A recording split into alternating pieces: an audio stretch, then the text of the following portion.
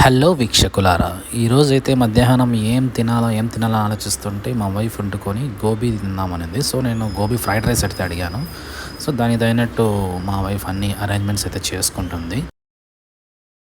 ఇదొకటి పెద్ద తలనొప్పి అండి. ఇంటి దగ్గర నుండి బయట ఉన్నప్పుడు ఏమవుతుందిరా అంటే రోజు ఏం తినాలా అని ఒకటే ఆలోచనలు అనమాట. ఆఫీస్కి వెళ్ళినప్పుడు అయితే ఏం ఉండదు, కానీ ఇంటి దగ్గర ఉన్నప్పుడు ఏం చేసుకోవాలనే ఇదే ఉంటుంది. నాలాగే మీకు కూడా ఇలాగే అనిపిస్తూ ఉంటే కింద కామెంట్లో తెలపండి. ఎంతమంది ఉద్యోగ నిమిత్తం బయట ఉన్నారో కింద కామెంట్లో తెలపండి, ఎవరైతే చూస్తున్నారో వాళ్ళల్లో. సో ఈ గోబీ ప్రిపరేషన్ అయితే అవుతూ ఉంది.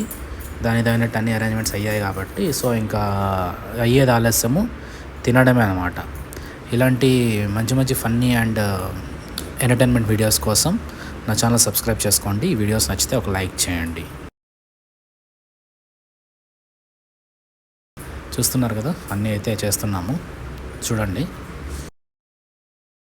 చేస్తున్న వంట చూస్తేనే నోరు ఊరుతుంది. ఎప్పుడెప్పుడు తిందామా అనేసి వెయిటింగ్ అనమాట. సో ఒకసారి మీకు తినేస్తాను, ఎలా కుదిరిందో అది చెప్తాను మీకు. చూడండి, మొత్తం అంతా ఎగ్ అంతా కూడా కలుపుకున్నాను లాస్ట్లో. సో ఇలాగైతే వచ్చింది. స్ట్రీట్ ఫుడ్ అనమాట, అదే street style food. So taste అయితే చూద్దాము.